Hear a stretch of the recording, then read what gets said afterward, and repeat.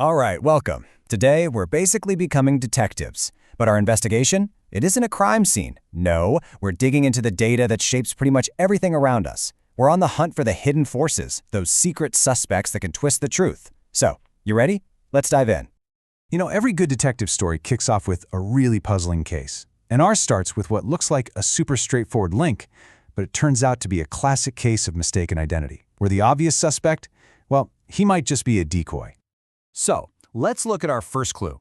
For years, a bunch of studies seem to draw a straight line between drinking coffee and having a higher risk of heart disease. It seems simple, right? Drink more coffee, get a higher risk. But is the case really that clear-cut? Now, if we were being hasty, we might just slap the cuffs on coffee and call it a day. But a good investigator knows you can't just do that. Just because two things happen together doesn't mean one caused the other. We've got to look for those hidden culprits that might be lurking in the shadows. The actual crime we're investigating here is called bias. And it's so important to get this. Bias isn't just a random mistake, it's a systematic error. You can think of it like a crooked scale at the grocery store. It's got a thumb on it, constantly pushing the results in one direction and giving you a totally distorted picture of what's really going on. So now that we know what the crime is, let's meet our first suspect. And it's not a person, but actually a group of people, the very sample being studied. Sometimes just the way a study group is picked can poison the well right from the get-go. Think about it like a police lineup. A good representative sample is a fair lineup. It mirrors the general population. But a non-representative sample, well, that's a skewed lineup where certain types of people are either over or underrepresented, which means you're way more likely to point the finger at the wrong guy.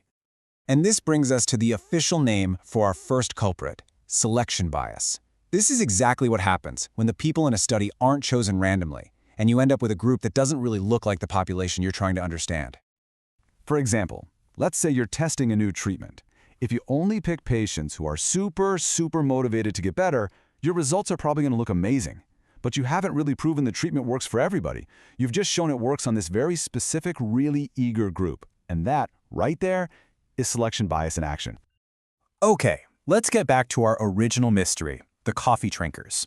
We've thought about how the sample group might be skewed, but there's another possibility we've got to consider. What if coffee didn't act alone? What if there was a hidden accomplice? All right, let's re-examine the evidence here. The first clue points to a pretty simple connection. People who drink a lot of coffee also seem to have higher rates of heart disease. Seems pretty straightforward. But remember, a good detective always asks, what am I missing here? And this is the million-dollar question. We've got our prime suspect, coffee, and it's looking pretty guilty. But could there be another factor? You know, a third party pulling the strings from the shadows? And here it is, the big twist. The hidden accomplice was smoking all along. See, in those early studies, it turned out that heavy coffee drinkers were also much more likely to be smokers. And since we know smoking is a huge risk for heart disease, coffee just happened to be at the wrong place at the wrong time. So this hidden accomplice actually has a technical name. It's called confounding. A confounding variable, like smoking in our coffee case, is connected to both the thing you're looking at and the outcome you're measuring, and it creates this totally false link. It's a real master of disguise in the world of data. Okay, so we've looked at biases and how we pick people and these hidden variables that totally fool us. But our third suspect, well, it might be the most dangerous one of all, because it's not hiding in the data, it's hiding inside us. Sometimes the call is coming from inside the house. The bias is an inside job. And this leads us to one of the most powerful biases out there, confirmation bias. It's just a totally natural human thing. Our brains actively look for evidence that proves we're right, while we subconsciously just kind of ignore or dismiss anything that might suggest we're wrong. And confirmation bias doesn't work alone. There are other inside jobs too, like anchoring bias, where you get stuck on the first thing you hear, or the base rate fallacy, where you just ignore the odds. And then there's a big one, publication bias. This is where scientific journals are way more likely to publish studies with exciting, positive results.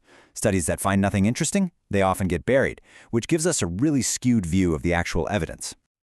So, we've identified our main culprits: selection bias, confounding, and those biases inside our own heads.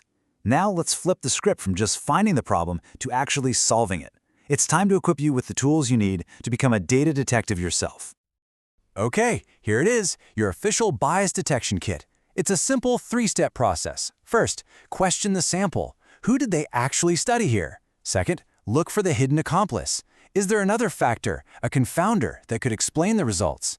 And third, consider the motive. What did the researchers want to find? That's how you can start to spot their potential confirmation bias. When you start using this toolkit, it fundamentally changes how you see information. You stop being just a passive consumer of facts, and you become an active investigator, interrogating the data and searching for the truth that's hiding just beneath the surface. So start thinking like a detective. Because once you start looking, you'll see these potential biases absolutely everywhere. In the news, in studies, even in ads. The world of data will never look the same again. The only question left is, what are you going to uncover?